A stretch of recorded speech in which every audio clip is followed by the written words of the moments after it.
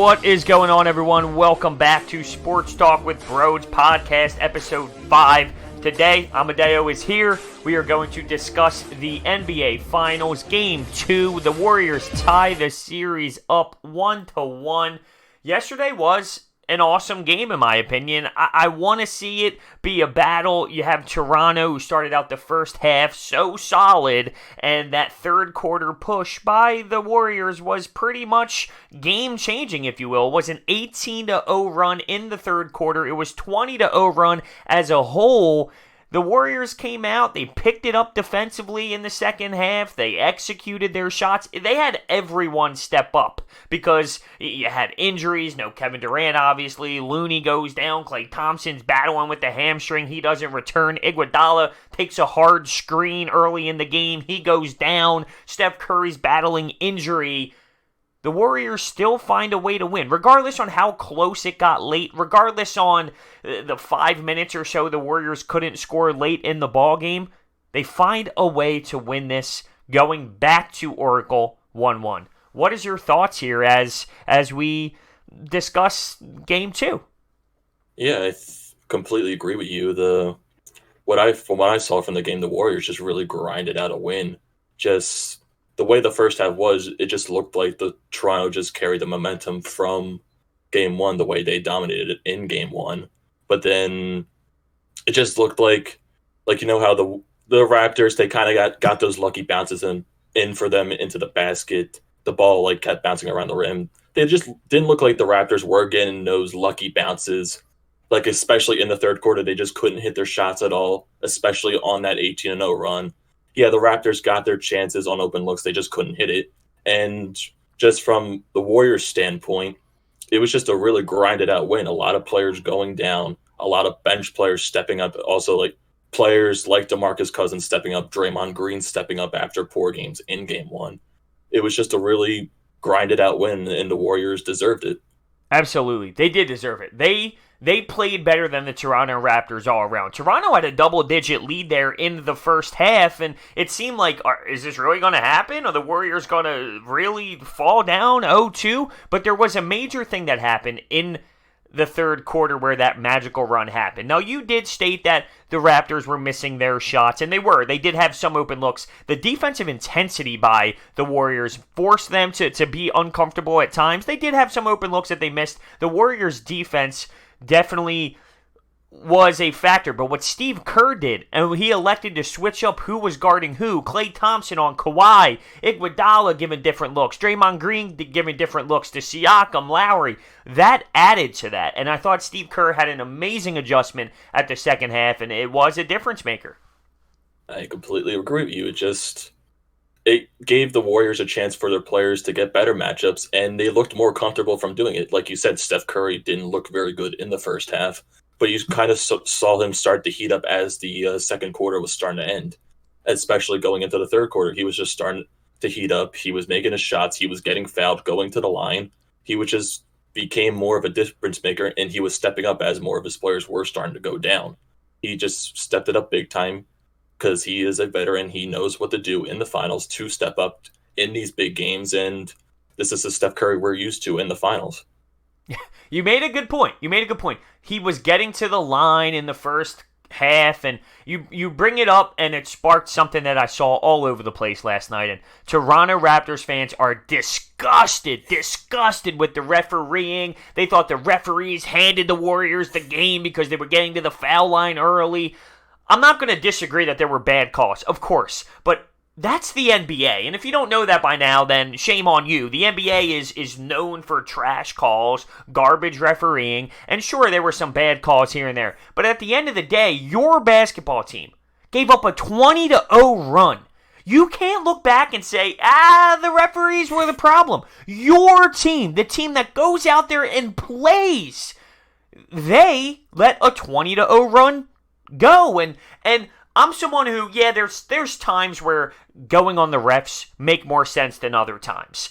For example, Game 7 when the Sixers, I hate to keep going to this, the Sixers played the Raptors and that shot happened by Kawhi Leonard, there was a travel at the top of the key. But guess what? I'm not going to sit there and say, that's the ref's fault, we lost because of the refs. I would never want that to be called. Different situations, of course, but there's times to pick and choose the battle of the referees being the problem. You allowed a 20-0 run in the basketball game. That's the problem in my eyes if I am a Toronto Raptors fan. The team going on that type of poor performance throughout a game to a Golden State Warriors team and think you're still going to win. Yeah, it's like, is it just me, or is just like that is a common theme for sports fans to do, is just put the blame on the official for when their team loses a game or any sorts. You see that in the NHL all the time. The opposing team, they'll blame the refs a lot. I'm sure St. Louis fans are constantly blaming the refs for Boston Bruins scoring 4 power play goals in Game 3. And I'm sure if the Warriors lost this game, I'm sure Warriors fans would have gone and probably blamed the refs. It's valid. No, you're right. It's valid. The team does, or sports fans do blame the referees if their team doesn't win, almost. And it's valid. There's bad calls. In basketball, there seems to be a lot of bad calls and a lot of the time. But I'm always a big believer in, for the most part, it cancels out. Because they're not just bad to the Raptors, they're trash for the Warriors too. They're both bad. So you got to take it for what it is, and you need to know that going into it. Basketball refs are normally garbage. I completely agree with you there. I love the pause. You're just like, yup, I have nothing else to say except for, you are right. So let's dive into this a little bit more, because all around second chance scoring, I thought the Raptors had a lot of second chance opportunities, 15 rebounds. They had more shots. I think they had 12 total shots more. You have Siakam and Marc Gasol going off for 52 points in the first game, and they were held to 18 points in this game. So, I mean, it's crazy. There's two different points there, but what I'm trying to say is the Raptors had a lot of second chance scoring opportunities, and it's crazy to think at the end of the day that the Warriors pulled this bad boy out. It's crazy, but that shows how solid they really are. I can't believe they pulled it out. Yeah, that just shows to you what experience can do in the NBA Finals when the other team is getting all these types of chances, but you as a team, you've been there so many times. You know what you have to do in order to win a game. You know what you have to do to grind out a game. And that's what the Warriors just did exactly in this game. They knew what they had to do to grind out this win. It's funny because they got contribution from literally everyone, it seems. I saw something hilarious today. Not a huge Colin Cowherd guy, but he made a really solid point. Is this the Warriors versus the Raptors, or is this the Raptors versus the MRIs? Because the way the Warriors are falling like flies, it's ridiculous. And guys stepped up. Iguodala in Game 1, he wasn't making anything. Now, it's not like he shot lights out in Game 2, but he hit 3-pointers. He hit 2 threes, obviously the big one late in that basketball game. You have, when Looney went down, Bogut played some minutes, and he was getting alley-oops. Cook came in when Klay Thompson fell out, and he was knocking down 3-pointers at a clip that was insane. He was celebrating on the sidelines in front of Drake, throwing up his body into Steph Curry there during mid-play. And DeMarcus Cousins was a X-factor. He stunk in Game 1. This guy played 28 minutes. He was solid. He had a double-double. He was 4 assists shy of a triple-double. He was a difference maker. And I mentioned Marc Gasol not scoring any points. Well, who do you think was the factor in that? It was DeMarcus Cousins on the defensive end, the guy who didn't play at all due to injury for a long time. Then he gets injured again, and then he gets thrown into 28 minutes in an NBA Finals game and was a factor. Completely agree with you. And like when you talk about players stepping up, when Klay Thompson is starting to show signs of being injured, Quinn Cook comes off the bench and he drains all the 3-pointers that he is able to make. Same thing with Sean Livingston. He comes up with 60 minutes off the bench. He gets 6 points. It's just the bench came better, I'd say, prepared for this game than it was Game 1, because it looked like Game 1, the bench just really couldn't get anything going. But in this game, they just stepped up when they had to. They stepped up when their top players were going down. And that's what was one of the main reasons why they won this game, because different role players were stepping up at the right time. You're right. Different players did, and every different player did. I'm telling you, I'm looking through the list. I'm looking through their roster, looking through the stats after the game. I'm saying I can't look at one Warriors player and say, they didn't have it today. I know Steph started off slow as hell, but once he got rolling, he made plays. And Klay Thompson early made plays, and defensively early in the third quarter made a lot of big plays. Iguodala, like I said, Boogie Cousins, everyone stepped up. And I'm interested, though, because moving forward into this series, you need to take a look at these injuries. And I know Klay Thompson said he felt well, but Steve Kerr even said it. Klay will say that about anything. He needs to get an MRI done. And Kevin Durant, what's the status on him? Looney, there's so much involved. It's insane. And that just, if the Warriors can still find a way to succeed with all of this going on, more power to them. But this game, too, was a monstrous win and can change completely the outlook on this series. Going back to Oracle, it's going to be tough for the Toronto Raptors. This could be a confidence, somewhat of a confidence killer, because Kawhi had 30+, he had a double-double, he was awesome. Kyle Lowry stunk, and Siakam was shut down. A little bit of a reality check for the Toronto Raptors heading into Game 3. Yeah, it's just what you said going into Game 3, playing in Golden State, that is a tough arena to play in, especially in the playoffs, and Toronto, this is losing the first two games at home. You lost your home court advantage. And going into Oracle Arena, Game 3 has to be a statement game. Game 3, you have to go in there and show that you're not afraid to play in Golden State. Players like Siakam, who was quiet in this game, players like Gasol and Lowry, they have to step up. They can't go quiet and just make Kawhi Leonard just put the game that he puts on like time and time again. You can't constantly rely on Kawhi Leonard just going out there and being dominant, because the Warriors, they're trying to play him aggressive. They're trying to make him feel uncomfortable. And this, at the points where Leonard does get stopped, he does feel uncomfortable. Your other players have to step up and put balls in the basket. It's easier said than done, but it's what has to be done in order to advance, win the NBA Finals. Yeah. I think Steve Kerr is amazing at adjustments. I really do. And he made a big one for the defensive side, for starting Boogie Cousins. He made a big one for Game 2. Now I take a look at Nick Nurse, and he is put in a position to really have to make a certain adjustment, whatever the case may be, to win a game in Oracle. And I look at Nick Nurse, and obviously there's a difference between Steve Kerr and Nick Nurse when you look at the pedigree and what they've done and the accolades in this league. I don't know if Toronto has that much. And I said this before, though, especially in the Sixers series, I specifically remember saying, I don't know what more Toronto can do. Well, then they ended up going with the two big men on the court at the same time, and that seemed to be more of a problem for the Sixers. But realistically, when I look at what Steve Kerr can do adjustment-wise and what they can do, because you look at just who played in the Game 2 game. You went 3 deep off the bench for Toronto. You went 75,000 deep for the Warriors. So they are limited in what they can provide when it comes to rotation-wise for the Raptors compared to the Warriors.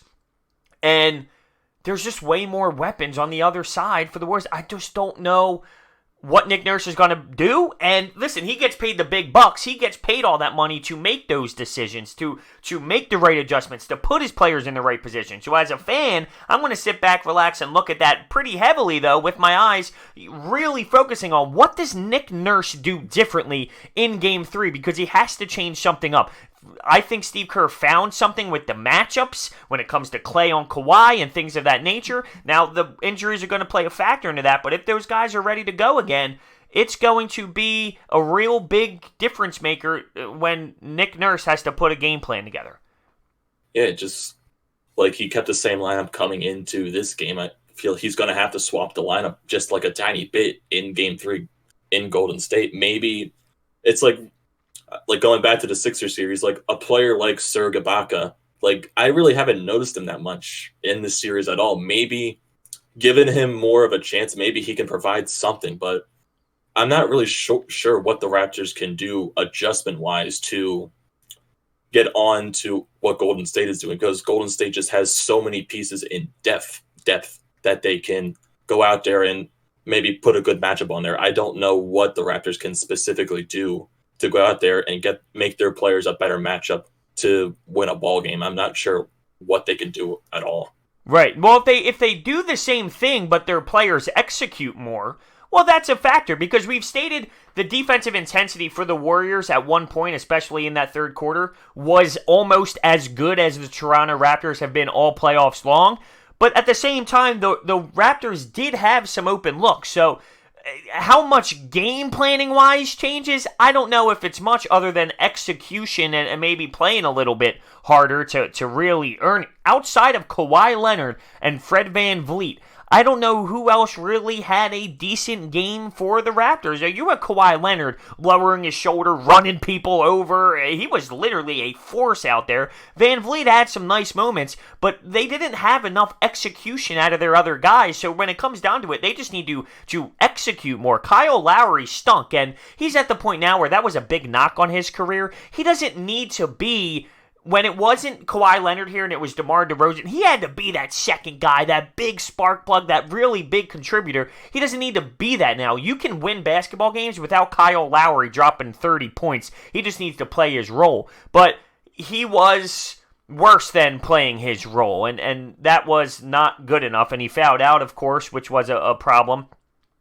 You need guys like Marc Gasol to be more aggressive, trying to score the basketball.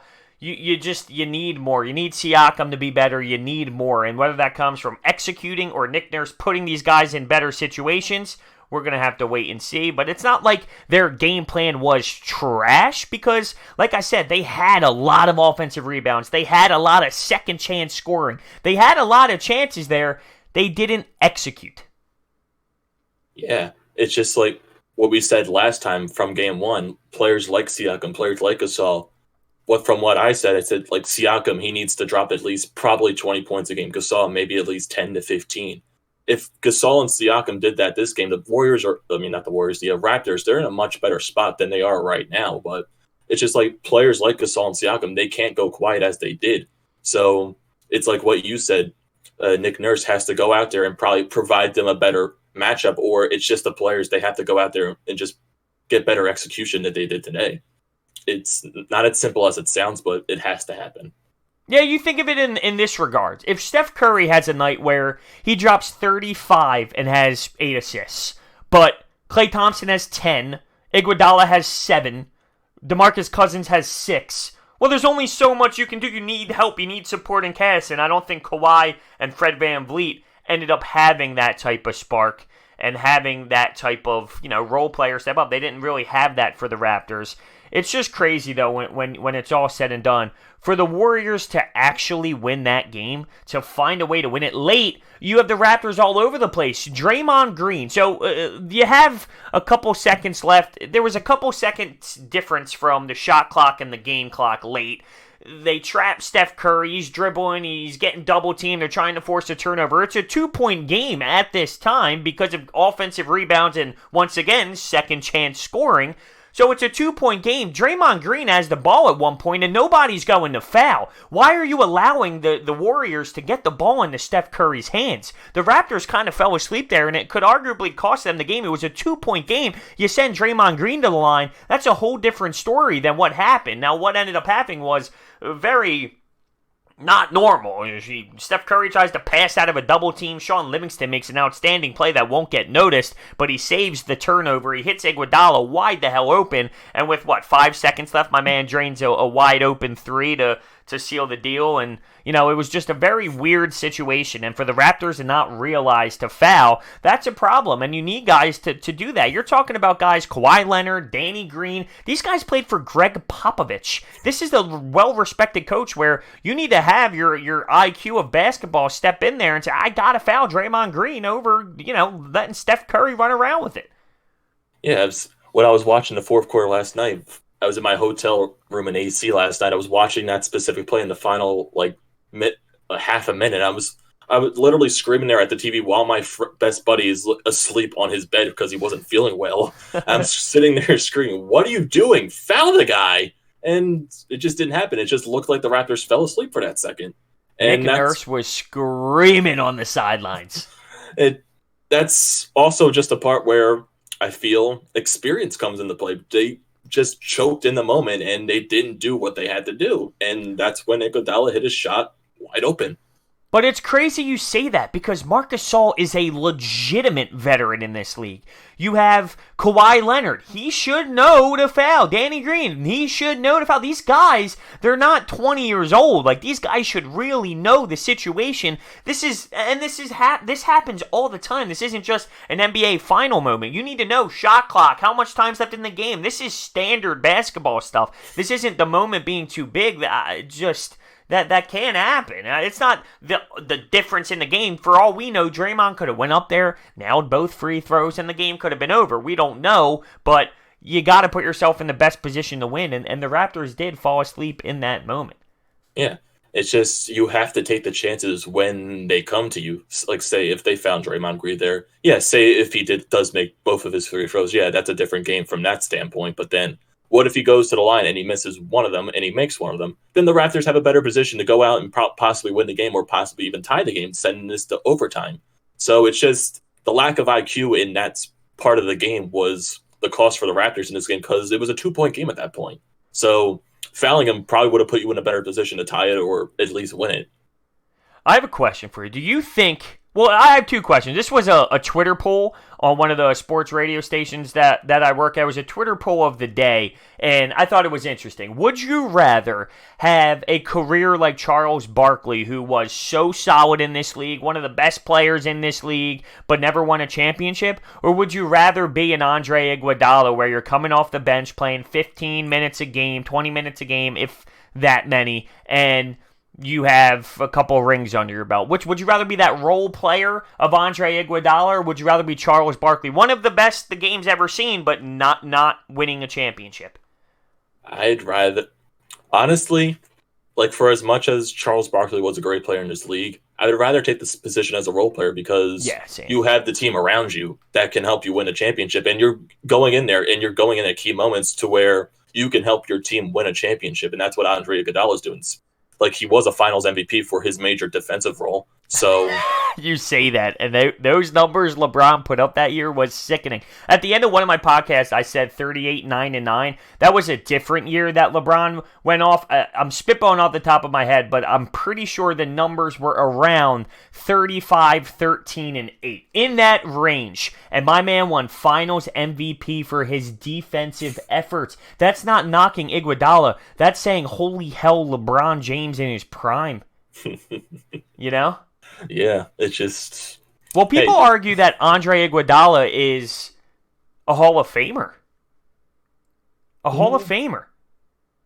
I mean, you look at his numbers, and his numbers speak that way. See, I think Hall of Fame numbers are crazy, because whether Andre Iguodala has those numbers or not, I don't see Iguodala as Hall of Fame level. I respect his career. His career is absolutely outstanding. It really is an A-plus type career, but I don't know if it's Hall of Fame. There's a difference in, having a nice A-plus career or Hall of Fame legitimate legend. You know what I'm saying? And I don't know if Iguodala is to that point, and those are the type of reasons why I think some people who are in the Hall of Fame, it kind of waters it down. I'd rather have not as many in there with insane careers, and then you leave some guys that could possibly be in, leave them out, over having everyone in, because that dilutes the Hall of Fame as a whole, I think. Yeah, because in my opinion, with Hall of Fames just all around sports, it's usually just the people who were the best in the league really make the Hall of Fame, because you can get a lot of guys that were just role players like Iguodala is right now. People who are role players their entire career, and they go on to win maybe at least 5 championships, and they don't get recognized for their efforts even to get a chance at the Hall of Fame, because it's really just Hall of Fame is just recognizing the best of the best, and it's just, to me, you can't predict it. And yeah, there are a lot of players in the Hall of Fame that deserve it, and there could be some players that don't deserve it, because there's always that argument with, this guy didn't win any championships at all, or this guy won more championships than this guy. So there's just, to me, it's just really no predictability to the Hall of Fame, and I feel like I don't have the right to judge who makes it or makes it not. No. Yes, you do. That's why we do this on YouTube. We're supposed to give our opinion. We could say whatever the hell we want on here. We could say that we love orange juice with pulp. Not this again. No, we won't go here. I promise. We won't do that. It's like saying I have a right that freaking Andrew McDonald has the right to make the NHL Hall of Fame. No, he does not. No. Come on. We can't do that. No hockey talk here. That's nonsense. This is the NBA podcast. You can't mix hockey and NBA at the same time. It's funny. I was thinking to myself, can we do a Game 2 NBA Finals podcast, but throw in the first 3 games of the Stanley Cup? And then I said to myself, you are an idiot. You can't combine hockey and basketball. I'm sorry. It just doesn't work. You cannot combine the two. There's no comparison. Okay, besides Andrew McDonald of the NHL, we go to Dudley of the freaking Brooklyn Nets. Well, yeah, that's how you would compare the two as players, but just as a whole when it comes to fan bases, and I sit there and say, why does it have to be that? Why can't you love basketball and hockey? Now, I do, and I'm not saying that there are people out there who don't love hockey and basketball at the same time, but my feeling is when talking to people, 75% of the time, it's one or the other. Hockey fan base, the people who love hockey despise basketball. The people who like basketball, they don't watch hockey. Why does it have to be that way? They're both great sports. It's just, I just have a feeling, I really couldn't explain it to you, honestly. Just, it boggles my mind, like, why can't you just be a fan of, like, all sports? Like, yeah, maybe there's some specific parts that you might not like about a certain sport, but it doesn't give you a right to dislike the sport, or you don't like a certain players from this league. But I just really feel like all sports really shouldn't be hated. At least give the sport a chance. Give it a chance, and if you watch it for a couple games and you don't like it after that, then fine. But if you just don't like it without not watching a game, then you're clueless at that point.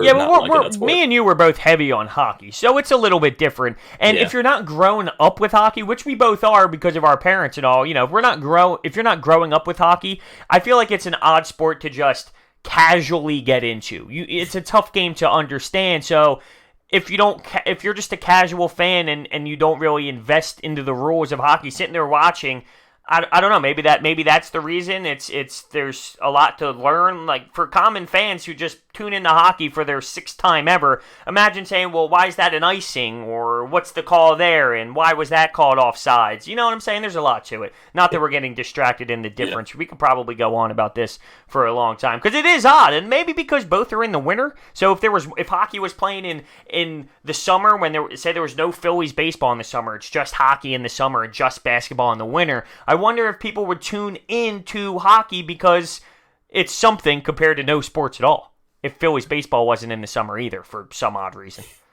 Yeah, I just also have a feeling with between basketball and hockey, I feel basketball has more of the players that make people want to watch the sport. I feel like they bring the energy, they make the fans want to come to the games. Like they have that attitude, they have that character. I just feel like there are a lot of hockey players that are out in the NHL right now that are just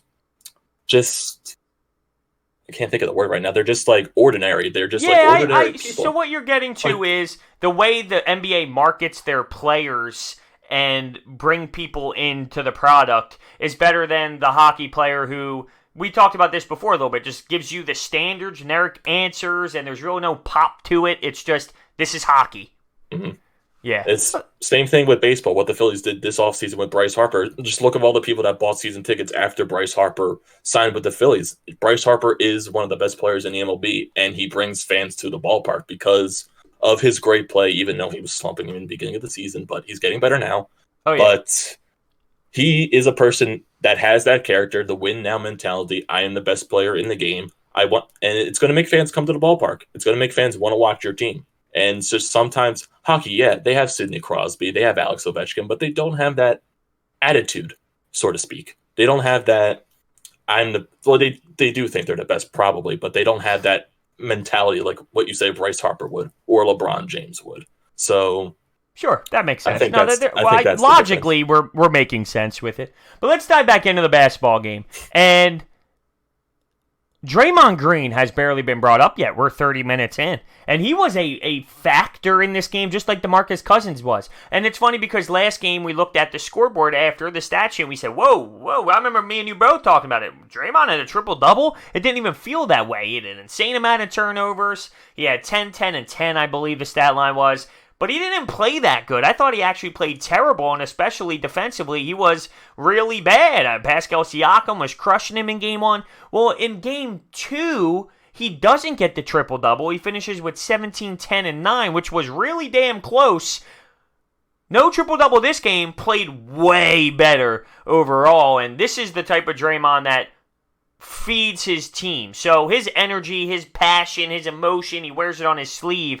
His players, his teammates, they build off that. They build off him after a play, scream and get all fired up if a ref calls a whistle and calls a bad call. The team feeds off that momentum, and I thought he had an excellent day. Arguably behind, well, I guess Klay early was a serious problem and was really solid. DeMarcus Cousins might have been number 2. I would say Draymond Green had about the third most important game, maybe. Yeah, he just looked like a completely different, well, not completely different. He looked like a different player in this game. He was getting his chances. He was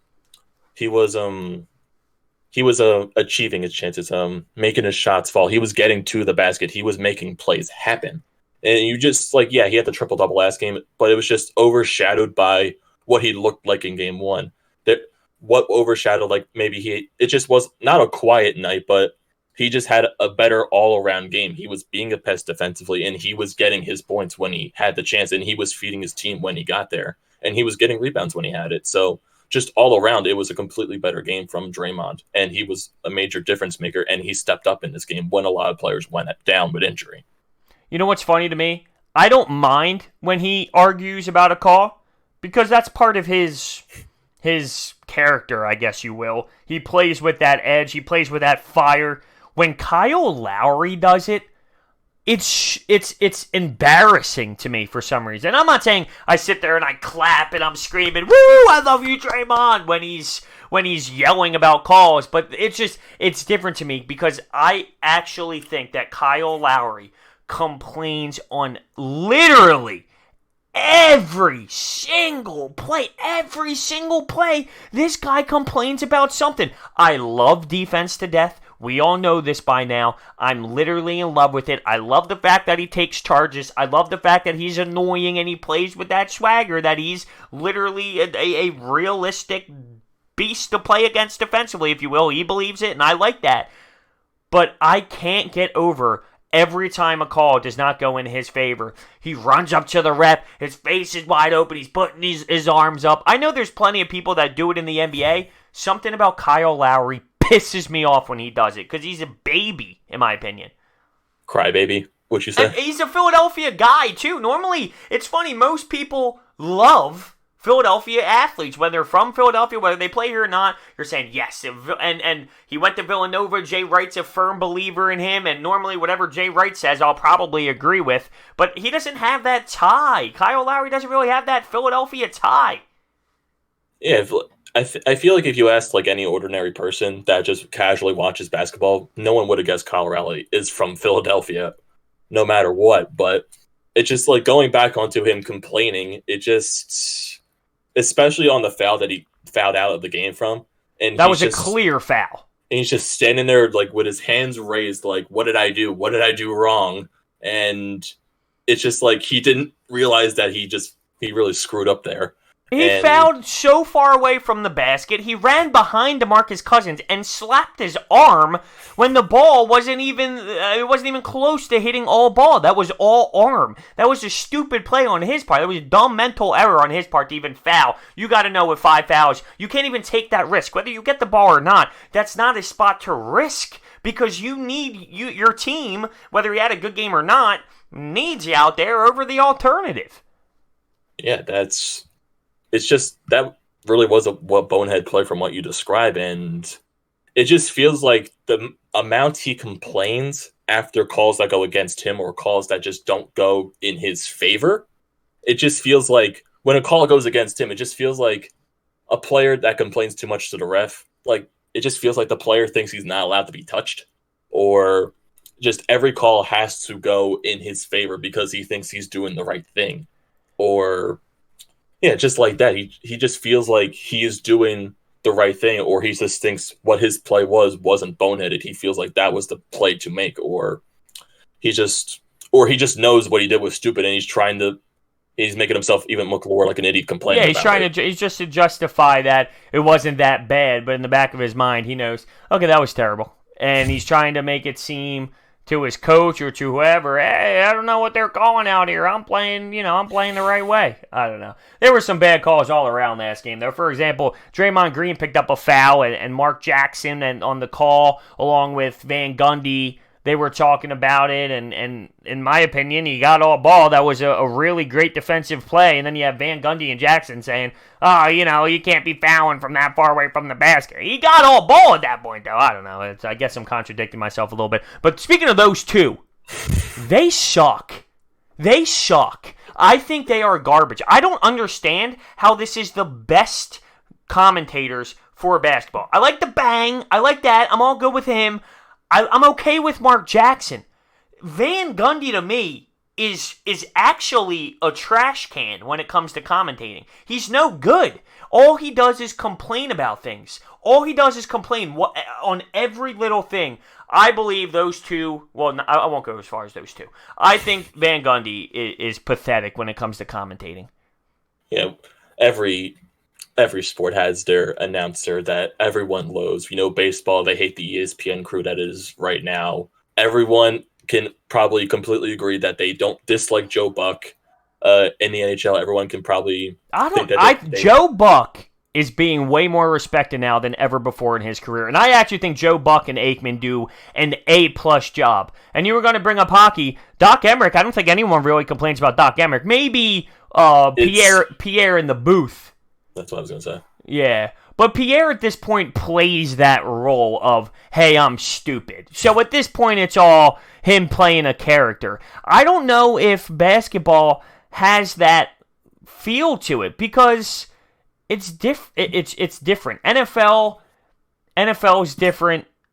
I don't know. I don't know if basketball is to that degree. I guess people hate the TNT crew. The only knock I've ever had on basketball outside of Van Gundy is when they do the players-only broadcast on TNT. You can't have a professional basketball game and take away the professional broadcast and just have a couple friends talking during the game. That can't happen. If between you and me, I'd rather take Mark Zumoff in the NBA Finals over anything. Well, yeah, that's us being biased, of course. I would take Van Gundy over the TNT Players-Only broadcast, and that's saying a lot. I don't know. It's just when I was watching the game, I didn't really feel like the announcers really weren't getting me pumped up. I try to get myself pumped up to the game. It's just the announcers sometimes they make things a little boring, in my opinion. I wouldn't say it's the worst crew in the world. It's really one person that I can't stand. And it's because every play that happens or every foul that's called, he complains. You can't complain as a commentator. You need to be a professional and move on and give your analysis as a professional and you give the facts. You can't really be biased when it comes to being a play-by-play guy. And Van Gundy is completely 100% biased as a ex-coach in basketball. He is biased, and I don't think Mark Jackson is as biased, even though he was a past coach. You got to think, Mark Jackson was the coach of this team and got fired after having really great seasons, and now he's commentating this team winning championships over and over and over again, and he does a really good job of holding in those type of feelings. Yeah, I just feel it. Showing bias as a announcer, yeah, if you can show bias if you're broadcasting for your local team, like with the Phillies, Flyers, Sixers, and all that. You can show your bias for your team, but when you're on national broadcast television like ESPN, ABC, Fox, and all that stuff, you can't show bias towards it. You have to provide evenly commentary for both teams. You have to drop your opinions for that broadcast, and you got to just look at the game as a fan of the sport. You got to look at the game and analyze both sides evenly. You can't show any emotion towards one side. You got to give both sides equally. You just can't think what you want to think. You have to think on the game as just a general sports fan. and Facts. that's what we do. Facts. Also, diving back into the game a little bit with Kevin Durant. It's crazy to me because when I'm watching that lineup without Kevin Durant yesterday, and even this was even with Klay Thompson. So when they roll out there with Steph, Klay, they have Iggy, DeMarcus Cousins, Draymond, isn't it crazy to look around and say, well, outside of Steph and Klay, they don't really have that many people with the ability to really make shots. And we thought that, oh, this team's better without KD. Not really better, but they can play without KD. Taking him out of the lineup and then thinking of him back in the lineup, it's absurd to think that this team could ever really be better. I sit there sometimes and when I'm watching guys like Looney and Cook out there, even though they stepped up and everyone was a factor in Game 2, as a whole, it comes down to things that I say all the time. Can they keep that up? Can they have every single one of their players clicking at the same time? This is something we said in Game 1, did we not? We looked at each other and said, can Toronto play that well again in Game 2? And they didn't. And now this time I'm looking at the Warriors and say, well, without Kevin Durant, can every single player, can Cook hit all of those threes next game? Can Iguodala make his shots again in Game 3? Because in Game 1 he didn't, in Game 2 he did. Can DeMarcus Cousins play for 30 minutes again? He looked gassed. And I just take a look and thinking the addition of Kevin Durant, how much that really changes their scoring as a whole. You had guys step up and make shots, and Andrew Bogut stepped in and hit made alley-oop plays. Everyone clicked. Can they still do that? And if they don't, and Kevin Durant gets added back to it, well, then you don't need everyone to step up as much. Yeah, that's what, going back on Kevin Durant, that's why, because even though how good the depth of Warriors stepped up today, it's like, well, like what you said about the Raptors in Game 1, can they bring that kind of energy in Game 3? Yeah, it's possible they can, but yet, look at what the Raptors did. A lot of their players didn't step up today, and that's probably one of the main reasons they lost. And the Warriors bench, they stepped up a hell ton today. So it's just like players like Kevin Durant, they can, if he was in the lineup, he can provide that added piece that you possibly need. So maybe a ton of those players don't have to step up when called. So yeah, it's nice to have those players step up even when every player's in the lineup and healthy. But adding Kevin Durant to that lineup, it can take some of the pressure off some of the depth players like Cook, like Iguodala, and maybe a player like DeMarcus Cousins. It could take the pressure off some of those players. But just right now, we don't know anything about KD. It's just you got to take it game by game right now. So you really don't know what most of these players are going to provide you in the next game because it's unpredictable. Yes. And not only offensively, what can Kevin Durant do? He's a long dude. He's got some long arms and he's got some reach to him. Not that he's an elite defender to the Kawhi Leonard standpoint, but throw him out there defensively, he can cause problems due to that length, and that's something that I thought realistically, besides that third quarter, I don't think the Warriors played great defense so far this series. They put it together there in the third. They were clamping down, creating turnovers, but as a whole, through the first two games, I don't think their defense has been anything crazy. If Kevin Durant does come back, that's going to change everything. His length is going to cause a problem. They can do more things as a whole, and just piggybacking off that, doing more things as a whole, I thought offensively as a game plan for the Warriors at times in Game 2, because you need to respect their three-pointer so much, they were able to sneak behind guys, and I thought their set plays, their sets, where guys are creating space, you have plenty of picks being sent, and when they were set, guys were cutting, and there were passes to the basket. The way they moved on the offensive side of the basketball to create offensive looks and to get close to the basket was outstanding, and they were going on that run, and they were making it happen on their side. It wasn't necessarily garbage defense from the Raptors at that time, but I thought their offensive plays that they have were giving them the ability to get to those spots because that's how good they are. Yeah, I feel like on the joke that we said in the last podcast on Game 1, how the Raptors they just had some type of magnets attracted to the ball with the rim. I feel like the Warriors, they just got that today, and the Raptors, it just looked like they weren't getting the lucky bounces, and the Warriors just were. They were getting their shots to go in. I don't know if it would be as to the level of the Warriors not, or you made it seem like, the Warriors got lucky with their shots. I thought they executed and had great position to make their shots in comparison to the 5,000 roll around the baskets and then fall in kind of thing. I didn't tend to mean anything like that. It just looked like they were better, I'd say, executed rather than game one would say. Like the Warriors, they just went out there and execute the plays that they had to do. And that's what proved in their score. They got 109 points. A lot of their players were just making shots and executing on their good plays. And they were getting open to make those shots, which also added to that.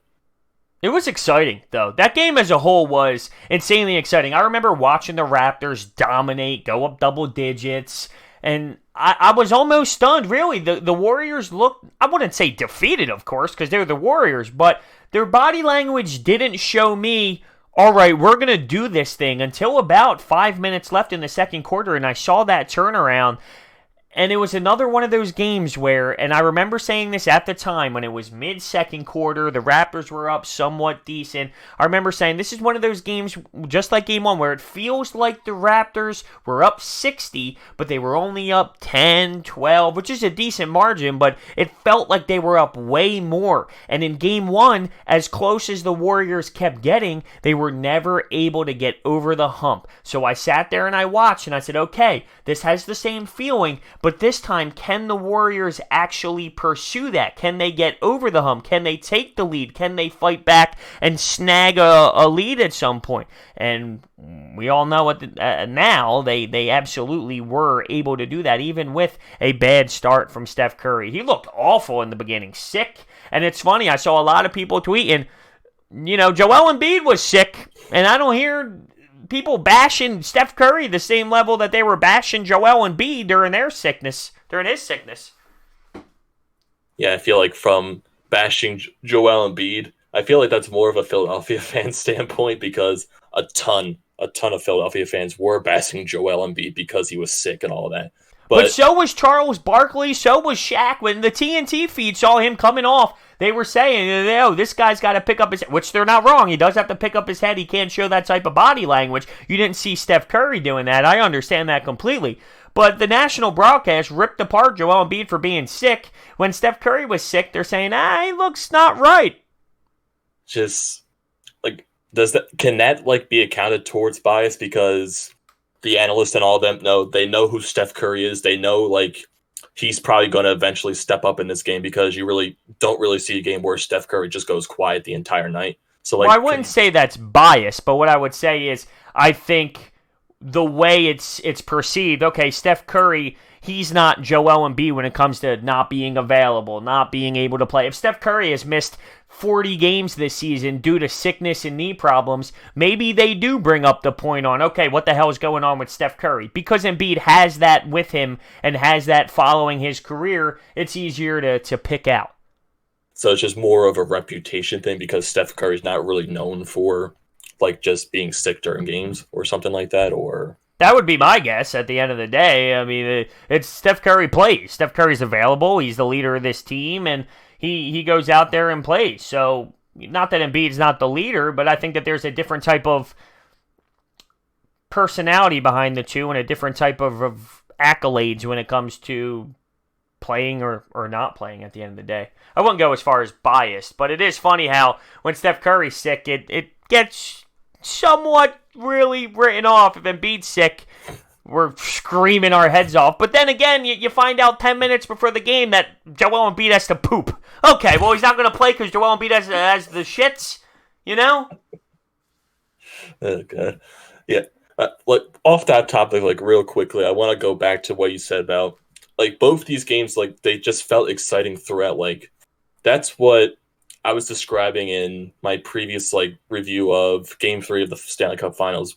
How I said I really like playoff games where it's just a back and forth battle throughout. Both teams, they're in it. They're both in it, and they're both battling. It's just that both of these games, they felt like that. And what I said about Game 3 of the Finals, where Boston just completely destroyed it, there's doesn't feel like there is a one side favor in any of these games. It feels like there's just both teams are in it, even if it looks like one team is running away with it. The other team is still right behind them, no matter what.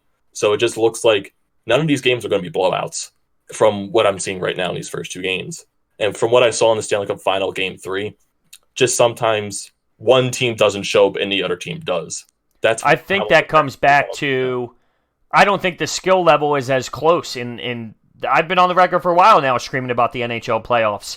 The skill level is not the same. At the end of the day, whether the Blues can make it happen or not due to hard work, they're nowhere near as talented as the Boston Bruins. So I think it comes down to, I think the Warriors and the Raptors are closer in competition. No matter how great the Warriors are, I think they're closer in competition than, say, the Bruins and the Blues are. But you bring up a good point, and I have a lot of friends in the hockey world, and they say, they're anti-basketball, which ties back to where we were in the beginning of this podcast with the hockey fans and basketball fans not being on the same page. One thing that they said is they want the Warriors to win, just so the NBA could be more of a joke. Oh, the Warriors win again. If the Warriors win this series in 6, 7 games, or whatever the case may be, this is potentially maybe their best win of the NBA. This is no knock on the NBA if the Warriors pull this off again. I would say this is the most entertaining finals that we've had in a while, in a long time. So just because they win it, I don't think that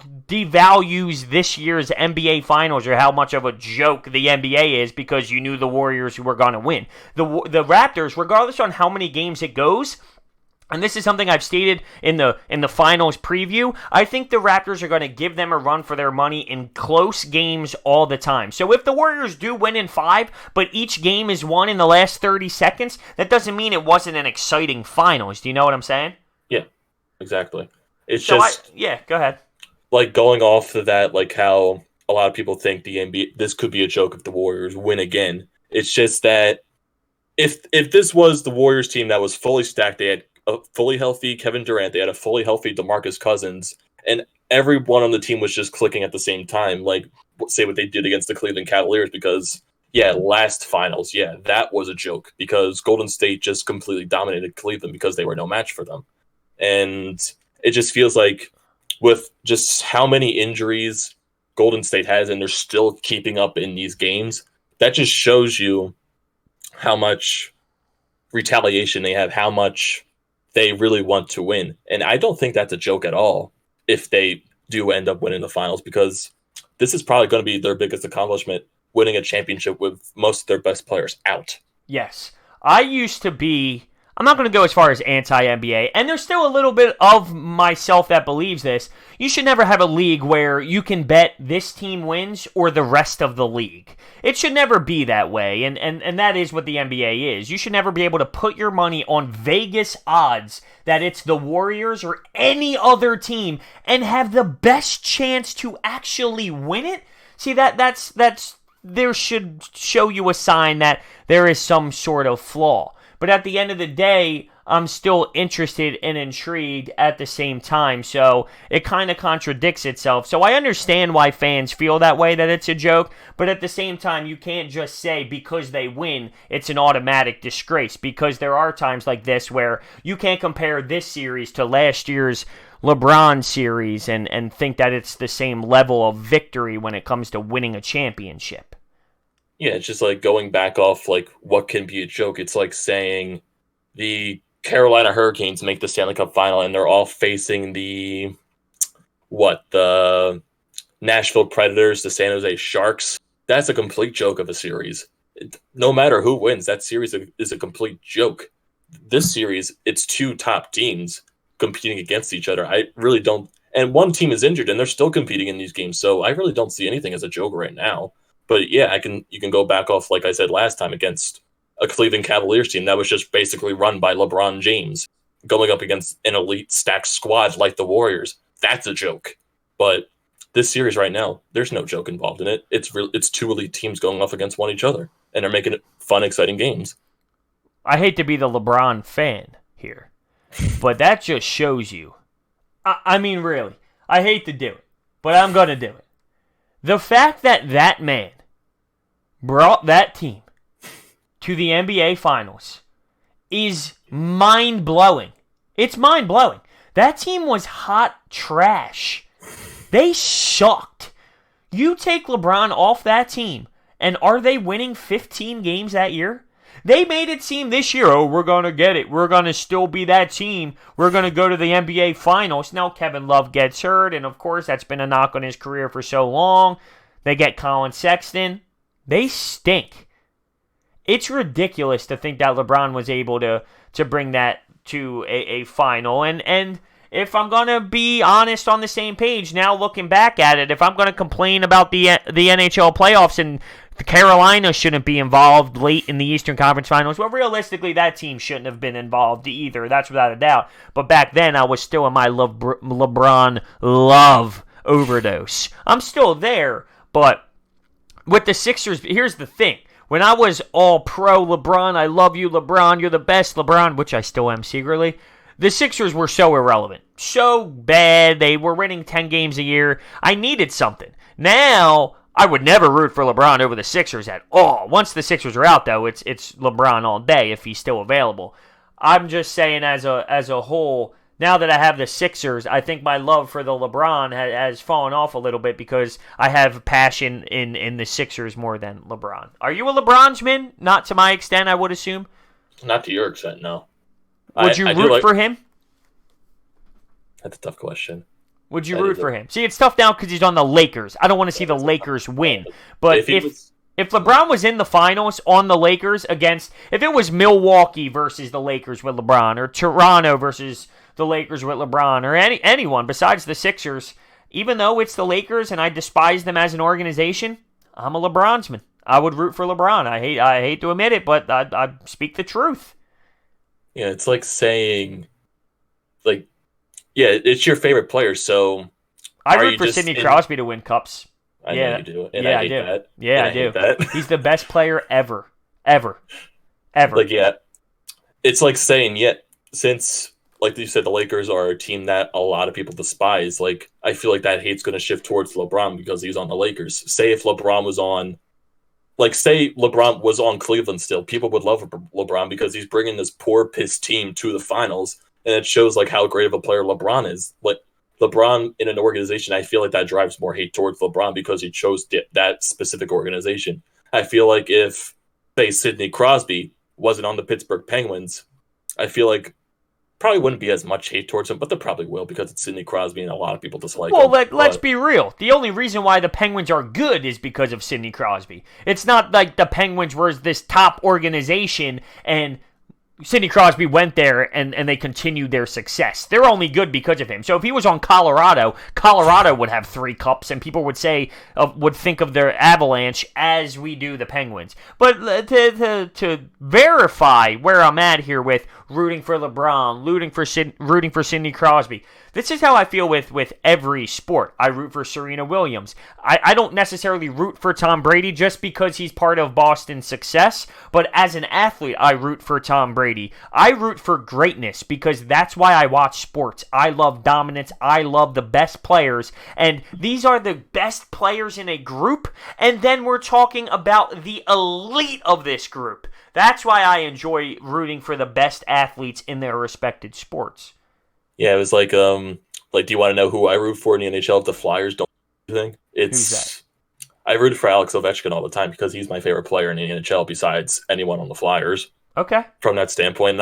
And I shed a couple tears when he lifted that first Stanley Cup. And how long has his career been? He's in his 30s right now. Yeah. It's just seeing him lift that cup, seeing all that pressure lifted out of his system, it was just, you couldn't help but at least shed a tear for Alex Ovechkin. Oh yeah, I think I cry every time the cup gets lifted, to be honest with you. I just remember all the moments of wanting to do that. But speaking of Alex Ovechkin, real quick, even though we got side shifted here big time, there's about 1 minute left of this podcast. He is the best goal scorer hockey's ever seen. The numbers he's putting up in this era, you can't even compare it to how many goals guys back in the day had where goalies couldn't even go in the butterfly. You won't see a better goal scorer than Alex Ovechkin ever in the history of the game. And if you do, that's shocking. Shocking. I mean, you just won't see it. It's almost saying right now, will you see a better quarterback than Tom Brady? I don't know if you will. And if you do, God bless your soul, embrace it. Embrace it. So, with that being said, we are going to end this podcast here. Going into Game 3, real quickly, my guess, Warriors win it at home. What do you think? Same thing? Yeah, I think it's gonna be another nail biter, but I do think the Warriors will come out on top in that one. Yeah, I mean that's the easy safe bet right now, and I get a lot depends on what's going on with injuries. So we're gonna have to obviously see how that all plays out. A lot is gonna have to come on who's gonna be playing in the game or not. So with that being said, thank you guys so much for listening to episode 5 we are at of the Sports Talk with Broads podcast. You can find us on Apple Music or it's actually Apple Podcasts, Spotify Podcasts, Google Podcasts, and on YouTube. So thank you guys so much for listening, and we will be back with another podcast after Game 3 at some point.